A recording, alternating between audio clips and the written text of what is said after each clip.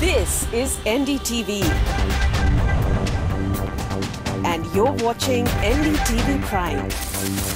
In association with Micromax. Nothing like anything.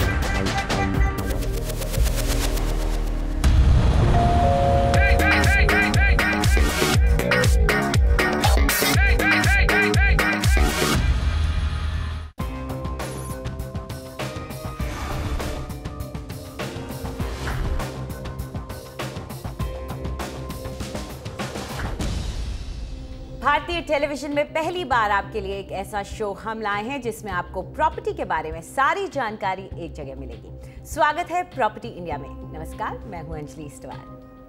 नमस्कार, मैं हूं रिचा जैन कालरा। प्रॉपर्टी मार्केट की हर अहम खबर पर रहती है हमारी नजर। कौन सा फैक्टर कहां कर रहा है रियल एस्टेट को प्रभावित, कहां बढ़ेंगे दाम, कहां निवेश आपको देगा फायदा, प्रॉपर्टी बाजार के कौन से मुद्दों पर आप पर पड़ता है असर, ये सब और बहुत कुछ अगले 1 घंटे में हमारे साथ देखें। और ज्यादा जानकारी के लिए हमारी वेबसाइट ndtv.com/property पर जाना ना भूलें। 24 शहरों के प्रॉपर्टी बाजार एक्सपर्ट्स की नजर में कैसे हैं, यहाँ आपको पता चलेगा। जानकारी ढूंढना भी बहुत आसान है। शहर, बजट या साइज के हिसाब से आप अपनी पसंदीदा प्रॉपर्टी देख सकते हैं। तो चलिए सबसे पहले एक नजर डाल लेते हैं कि आज क्या क्या है खास। रियल एस्टेट सेक्टर में मजबूत सरकार बनने की खुशी, उद्योग को उम्मीद की बेहतर होंगे हालात। रियल एस्टेट को उद्योग का दर्जा मिले, अटके हुए बिल पास हों, नीतियां बदली जाएं, नई सरकार से होंगी कई मांगे। रिहाइश निवेश के लिए शहर के कौन से इलाके हैं सबसे बेहतर, पाइए अपने सवालों के जवाब। और महाड़ा की 2500 घरों की लॉटरी में कितनी पारदर्शिता।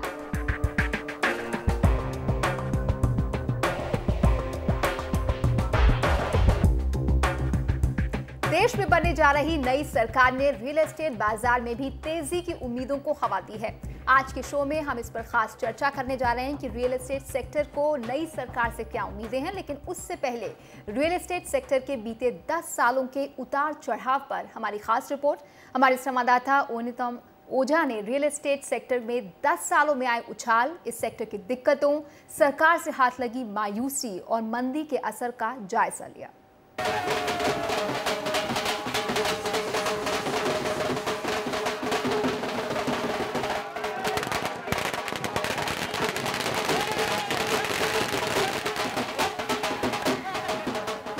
2004 से 2009 के चढ़ाव के बाद 2009 से 2013 का उतार।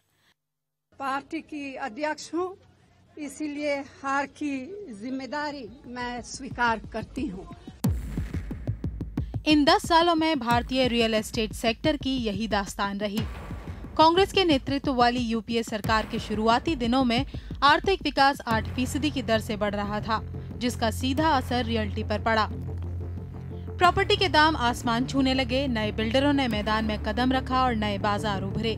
लेकिन 5 साल में ही चढ़ता हुआ बाजार थमने लगा और धीरे धीरे हालात वैसे ही हो गए जैसे यूपीए के आने पर थे। ये पॉजिटिव तो है क्योंकि बेस इतना लो था और आप 10 साल पहले देखें तो काफ़ी लोग तो सोच भी नहीं सकते कि क्या मार्केट की सिचुएशन थी और आज क्या सिचुएशन है। तो बहुत इम्प्रूवमेंट हुआ है, सप्लाई बढ़ा है, क्वालिटी ऑफ हाउसिंग आप देखें, quality of office, retail malls, बहुत इम्प्रूवमेंट हुआ है जो हमारे पास पहले इंडिया में नहीं था। लेकिन दूसरे एंगल से देखें तो बहुत ज़्यादा हो सकता था अगर हम थोड़ा पॉलिसीज़ अपने इम्प्रूव करते, इकॉनमी अगर हमारी पेस में रखते जो हम 8.5-9% की जीडीपी ग्रोथ कर रहे थे, अगर वो हम पिछले 5 साल में करते तो हमारा जो रियल एस्टेट है it would have been on a complete different level. 2004 में जब कांग्रेस की अगुवाई में यूपीए की मजबूत सरकार बनी, जिसकी प्राथमिकता देश की खस्ताहाल आर्थिक हालत को सुधारना था। नतीजा 2009 तक देश की जीडीपी सालाना 8.5% की दर से बढ़ी। 2012 तक 500 अरब डॉलर का निवेश करके जोर ढांचागत सुविधाओं को मजबूत करने पर था। साथ ही उत्पादन क्षेत्र का विकास करके 2007 में उसकी जीडीपी में 16% हिस्सेदारी बढ़ाकर 25% करना और 10 करोड़ रोजगार के साधन उपलब्ध कराने का उद्देश्य था। रियल्टी सेक्टर भी इस मजबूत आर्थिक लहर पर तैरता रहा, लेकिन गिरावट भी उतनी ही तेजी से हुई। जैसे ही दुनिया भर में आर्थिक मंदी छाई और भारत में गड़बड़ टैक्स नीतियों और घोटालों की वजह से निवेशकों का विश्वास लड़खड़ाया, रियल एस्टेट के भी बुरे दिन आ गए। जनरल बिजनेस को बढ़ावा मिला और सारे मल्टीनेशनल्स, काफ़ी मल्टीनेशनल्स आए देश में और उन्होंने अपना बिजनेस बढ़ाया। उससे रियल एस्टेट या बिल्डिंग्स के लिए डिमांड बढ़ी। रकम और या निवेश जो रियल एस्टेट को चाहिए था, जो 2005 के पहले उनको लोकल सोर्सों से, लोकल इंडियन सोर्सों से नहीं मिल रहा था, वो मिलना शुरू हुआ क्योंकि ओवरसीज़ फॉरेन इन्वेस्टमेंट जब आई इंडिया में इस सेक्टर में, तो एक तरफ से रियल एस्टेट बनता चला गया, एक तरफ से डिमांड बढ़ती चली गई। 2005 भारतीय रियल एस्टेट सेक्टर के लिए शानदार साल रहा। सरकार ने इसी साल टाउनशिप्स, आवास, बिल्ट अप इंफ्रास्ट्रक्चर और निर्माण के प्रोजेक्ट्स में 100% FDI यानी सीधे विदेशी निवेश को इजाजत दे दी। इससे न सिर्फ देश के नए बिल्डरों के दरवाजे खुल गए, बल्कि निजी private equity fund, pension fund और डेवलपमेंट कंपनियों समेत कई विदेशी रियल एस्टेट निवेश कंपनियों का रास्ता भी खुल गया। उद्योग का अपना अंदाजा है कि 2005 से लेकर 2010 तक रियल एस्टेट सेक्टर में FDI 171 करोड़ रुपए से बढ़कर 13,586 करोड़ रुपए हो गया, यानी 1614 प्रोजेक्ट्स में लगभग 80 गुना उछाल। इसी साल Jawaharlal Nehru national urban renewal mission या JNNURM का भी ऐलान हुआ, जिससे रियल एस्टेट को और फायदा हुआ। दामों की बढ़त पर निगाह डालें तो 2007 और दिसंबर 2013 के बीच दिल्ली में 10.5%, मुंबई में 12.5%, कोलकाता में दिल्ली की तरह 10.5% और चेन्नई में 19.4% की जबरदस्त बढ़त देखी गई। बाकी सारी इंडस्ट्री की तरह इस इंडस्ट्री को भी ये भरोसा है कि इस स्टेबल गवर्नमेंट आने के बाद इकोनॉमी थोड़ा टर्न लेगी, इकोनॉमी ऊपर जाएगी तो लोग घर लेना शुरू कर देंगे। बैंक जो बिल्कुल फंडिंग रियल एस्टेट को बंद कर दिए वहाँ करेंगे। इंटरेस्ट रेट अगर नीचे आते हैं तो लोग भी घर के लोन लेंगे, तो घरों की सेल बढ़ेगी। जो इन्वेंट्री बिल्डअप हो गया है वो थोड़ी क्लियर होना शुरू हो जाएगी। लेकिन अर्थव्यवस्था पर निर्भर इस सेक्टर की बढ़ोतरी का ये दौर जल्द ही थमने लगा। NCR में बने मकान जो मार्च 2010 में औसतन 15 महीने में बिक जाते थे, उन्हें सितंबर 2013 में 41 महीने का समय लग रहा था। मुंबई का हाल और भी बुरा था। यहाँ ये समय सीमा 17 महीने से बढ़कर 58 महीने हो गई। हैदराबाद में 23 महीने में बिकने वाले मकान 32 महीने में बिक रहे थे। सितंबर 2013 में पुणे में ये दर 31 और बेंगलुरु में 30 महीने थी। रियल एस्टेट को एक इंडस्ट्री का स्टेटस मिल जाएगा और जो बिल पेंडिंग है पार्लियामेंट में, जो रेगुलेटर की डिमांड है, जो एक लॉन्ग स्टैंडिंग डिमांड्स हैं डेवलपर्स की, उनकी तरफ गवर्नमेंट पॉजिटिव लाइट में देखेंगी। रियल एस्टेट में इतना उतार चढ़ाव शायद ही कभी आया हो। कभी तो प्रॉपर्टी पर सालाना 25% मुनाफा मिला और कभी ना के बराबर। अब सभी नई सरकार की तरफ देख रहे हैं कि वो ऐसी कौन सी दिशा देती है जिससे रियल एस्टेट सेक्टर फिर से खुशहाल हो जाए। नई दिल्ली से ओयंतम ओझा सिन्हा की रिपोर्ट, NDTV। नई सरकार, नया दौर, नई उम्मीदें, इस पर चर्चा करने के लिए हमारे साथ हैं आशुतोष लिमय, जो कि हेड हैं research and real estate intelligence service JLL India के। इसके अलावा अंशुमन मैगजीन भी हमारे साथ जुड़ रहे हैं। वो CMD हैं CBRE south Asia private limited के। और हमारे साथ स्टूडियो में मौजूद हैं रोहित राज मोदी, जो कि डायरेक्टर हैं आशियाना होम्स प्राइवेट लिमिटेड के, और साथ ही में ऑफिशिएटिंग प्रेसिडेंट हैं क्रेडाई NCR के। तो शुरुआत में आपसे करना चाहूँगी रोहित, क्योंकि सबसे पहले जो बात आती है वो डेवलपर्स की ही आती है। तो अगर हम आपसे पूछना चाहें कि आप नई सरकार से कुछ उम्मीदें रखते हैं, तो वो कौन सी उम्मीदें हैं? कि पहली बात तो जैसे पूरा देश बहुत खुश है, क्रेडाई एज अ बॉडी भी काफ़ी खुश है कि फाइनली एक स्टेबल और स्ट्रॉन्ग गवर्नमेंट मिलने की उम्मीद है यहाँ पे हमारे को। रियल एस्टेट की जो सबसे बड़ी समस्या है वो है कि यहाँ पर 40 से ऊपर परमिशन लेने पड़ते हैं एक प्रोजेक्ट को चालू करने में, जिसके कारण 2 साल, 2.5 साल, 1.5 साल टाइप का टाइम डिले लग जाता है। और उस डिले का नतीजा होता है करप्शन, बढ़ती हुई इंटरेस्ट की कॉस्ट। वैसे भी रियल एस्टेट में फंडिंग, फाइनेंसिंग जो है वो सस्ती नहीं मिलती और इंडस्ट्रीज़ के मुकाबले में। तो हमारी सबसे जो क्रिटिकल रिक्वायरमेंट है वो ये है कि यहाँ पे एक सिंगल विंडो क्लियरेंस का सिस्टम होना चाहिए। हालांकि हम इस बात को समझते हैं कि रियल एस्टेट एक स्टेट सब्जेक्ट है और काफ़ी परमिशन स्टेट लेवल पे मिलती हैं और कुछ परमिशन सेंटर पे मिलती हैं, लेकिन एक ऐसा मॉडल डेवलप करना ज़रूरी है union cabinet of urban development ministry द्वारा, जिसके अंदर में कि एक सिंगल विंडो का प्रावधान हो, जहाँ पे जितने अप्रूवल देने वाली वेरियस एजेंसीज़ हैं उनके एम्पावर्ड रिप्रेजेंटेटिव्स की एक कमेटी हो हर म्यूनिसिपल कॉरपोरेशन के लेवल पे, जहाँ पर ये प्रोजेक्ट्स को टाइम बाउंड मैनर में 30 दिन टाइप के मैनर के अंदर में क्लियरेंस मिला करे। अगर ऐसा होता है तो अपने आप ही जो डिले आज है डिलीवरीज में, बढ़ती हुई कॉस्ट है, उन पे काफ़ी प्रभाव पड़ेगा। आप कह रहे हैं कि सिंगल विंडो क्लियरेंस से जो डिलेज होते हैं वो कम होंगे, प्रोडक्शन कॉस्ट में जो बढ़ोतरी होती है उस पर भी लगाम लग सकेगी। लेकिन अगर हम इसके दूसरे पहलू पर नज़र डालें, अंशुमन आपसे जानना चाहेंगे, यहाँ पर बहुत सारे सुधारों के साथ साथ बदलावों की भी मांग हो रही है। जैसे लैंड एक्विजिशन एक्ट हाल में सरकार ने जाते जाते पास किया, उसमें एक बड़े स्तर पर बदलाव की मांग CII ने भी रखी है, क्रेडाई भी रख रही है। तो इसे लेकर जो मौजूदा कानून है उनमें भी बड़े स्तर पर बदलाव की मांग हो रही है। आप इसे लेकर क्या उम्मीद रखते हैं नई सरकार से?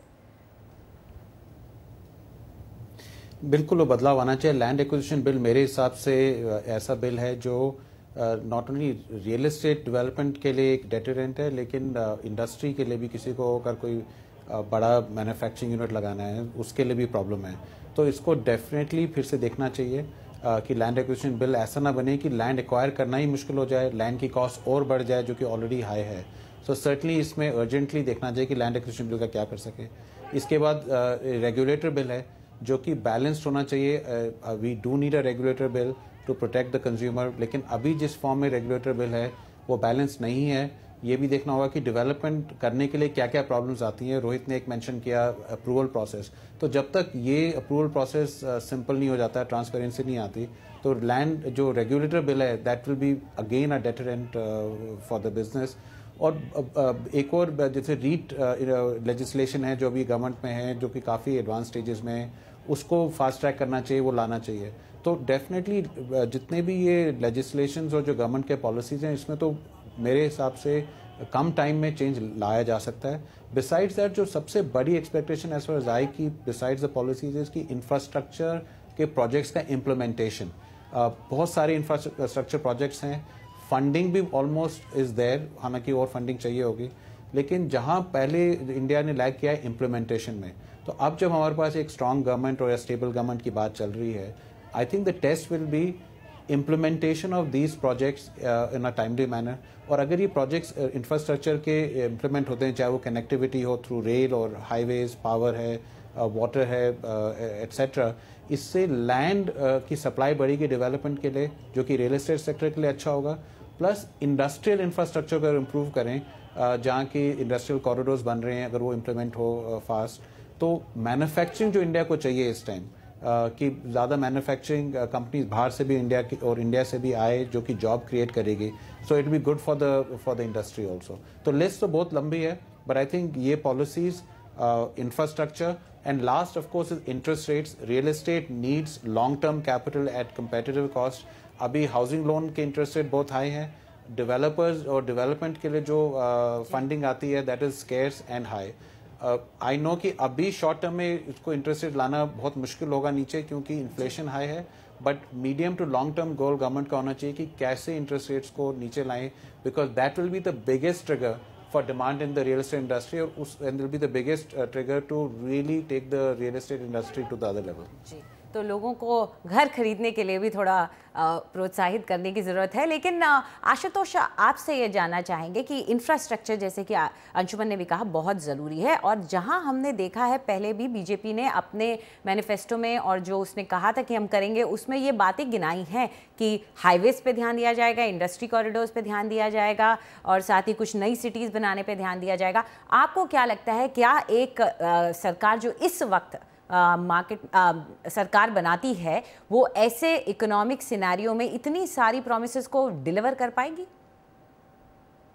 अंजलि, मेरे हिसाब से सरकार की जो इंटेंशंस है और जो रोड मैप वो बना रहे हैं वो बिल्कुल सही है। हमें उनको पर्याप्त समय भी देना होगा to deliver what they are promising.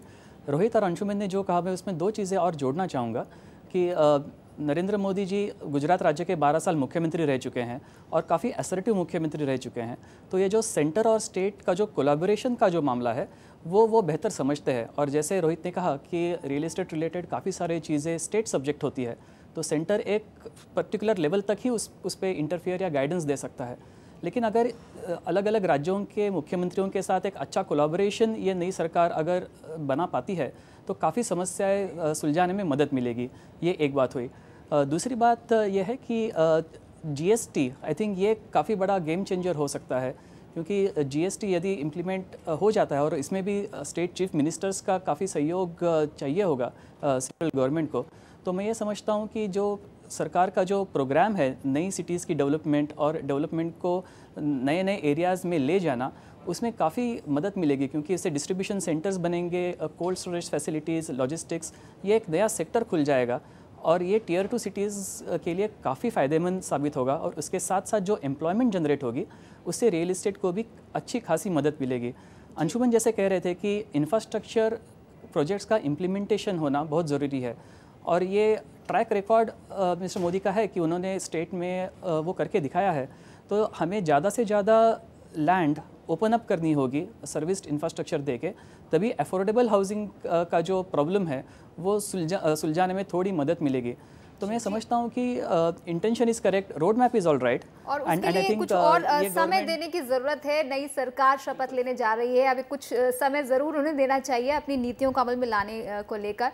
लेकिन यहाँ पर रोहित, एक अहम मुद्दा जो रियल एस्टेट इंडस्ट्री की तरफ से उठता रहा है बीते कई सालों में, वो इंडस्ट्री यानी उद्योग दर्जे की मांग है इस सेक्टर के लिए। ये बात आपने पहले भी बीजेपी के नेताओं के सामने रखी होगी। क्या आपको लगता है कि अब सरकार बनाने के बाद वो मांग पूरी हो सकती है या सरकार इस पर अमल को लेकर आगे बढ़ सकती है? रियल एस्टेट सेक्टर से जुड़े हुए 254 एंसिलरी इंडस्ट्रीज़ हैं जो कि रियल एस्टेट से जिनका डायरेक्ट लिंकेज बनता है, और रियल एस्टेट का इसलिए मल्टीप्लायर इफेक्ट इकोनॉमी के ऊपर में बहुत ही स्ट्रॉन्ग है। तो इसलिए हमारा ये मानना है कि आज रियल एस्टेट सेक्टर को इंडस्ट्री का दर्जा मिलना चाहिए। वो बाकायदा अपने आप में एक मदर इंडस्ट्री है, ना केवल कि कोई वो एक सबॉर्डिनेट इंडस्ट्री है। हमने इस सिलसिले में क्रेडाई की दिल्ली में दिसंबर में नेशनल कॉन्क्लेव हुआ था, उसमें उस समय यूपीए गवर्नमेंट के मिनिस्टर मिसेस गिरिजा व्यास जी, डॉक्टर मिसेस गिरिजा व्यास भी आई थी, और वेंकैया नायडू जी थे, राजनाथ सिंह साहब थे, और उस समय भी हमने अपनी मांगें उनके सामने रखी थी। अब आज राजनाथ सिंह जी, वेंकैया नायडू जी और भाजपा की सरकार है, हमारी उम्मीद है कि वो हमारी उन मांगों को जिन पर दिसंबर में उनसे चर्चा हुई थी उसको वो दोबारा से सुनने का समय देंगे और उसके ऊपर में जो उन्होंने कमिट किया था वैसा एक्शन लेंगे। और अंशुमन, अगर मैं आपसे बोलूं कि एक ऐसी चीज़ को आप बताएं जो आज की डेट में जिससे कहते हैं संजीवनी बूटी साबित हो सकती है रियल एस्टेट सेक्टर के लिए, तो वो कौन सी होगी और क्यों?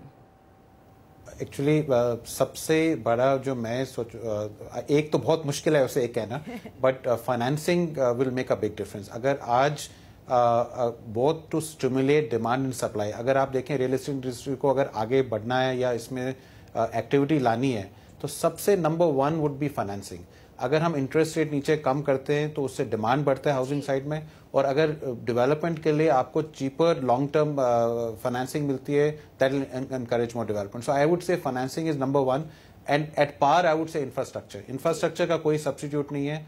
और अगर मेरे पे दोनों की चॉइस हो, maybe I will put both at par, infrastructure and financing. जी, देखते हैं कि मोदी जी किस तरह से अपनी नीतियों को आगे बढ़ाते हैं। आखिरी सवाल आशुतोष आपसे, एनवायरमेंटल क्लियरेंसेस एक बड़ा मुद्दा रहा है रियल एस्टेट के साथ, इंफ्रास्ट्रक्चर के साथ, और मोदी इस बात को उठाते भी रहे हैं। उन्होंने पिछले एनवायरमेंट मिनिस्टर पर इसे लेकर सवाल भी उठाए थे। क्या आपको लगता है कि ये मुद्दे इस सरकार की प्रायोरिटी में हो सकते हैं जिससे रियल एस्टेट को फायदा हो? बिल्कुल प्रायोरिटी में हो सकते हैं, और एनवायरमेंटल क्लियरेंस ये अपने आप में एक महत्वपूर्ण मुद्दा है और उसको नज़रअंदाज नहीं किया जा सकता। मैं लेकिन 3 चीज़ें मैं कहूँगा कि ये गवर्नमेंट डिलीवर करेगी ऐसी मुझे उम्मीद है। एक है स्पीड, दूसरा है इनोवेशन, और तीसरा है क्लैरिटी इन पॉलिसीज़। तो आई थिंक जैसे कि मोदी जी ने कहा है कि कोई रिट्रोस्पेक्टिव पॉलिसी चेंज वो नहीं करना चाहेंगे, और हर एक क्लियरेंस सिस्टम को एक टाइम बाउंड टास्क यदि वो दे पाते हैं तो एनवायरमेंटल क्लियरेंसेस भी उसी का एक पार्ट है। और मैं ये समझता हूँ कि ये बहुत ही इम्पॉर्टेंट क्लियरेंस स्टेज है। वो भी अगर टाइम बाउंड मैनर में उसका हल निकाला जाए तो आई थिंक रियल इस्टेट के लिए वो बहुत ज़्यादा फ़ायदेमंद साबित होगा। बहुत बहुत शुक्रिया आशुतोष, अंशुमन और रोहित आपका हमारे स्टूडियो में आने के लिए और इस चर्चा में हिस्सा लेने के लिए। लेकिन एक बात तय है कि मोदी सरकार बन जाने के बाद कुछ समय देने की ज़रूरत है, और क्योंकि किसी भी सरकार के पास जादू की छड़ी नहीं होती। जी हाँ, फिलहाल वक्त है एक छोटे से ब्रेक का, लेकिन उसके बाद प्रॉपर्टी खरीदने और बेचने की आपकी सारी उलझने हम सुलझाएंगे, देंगे आपके सवालों के जवाब, बताएंगे कि कौन से शहर में कौन सी प्रॉपर्टी है हॉट। तो बने रहिए प्रॉपर्टी इंडिया पर।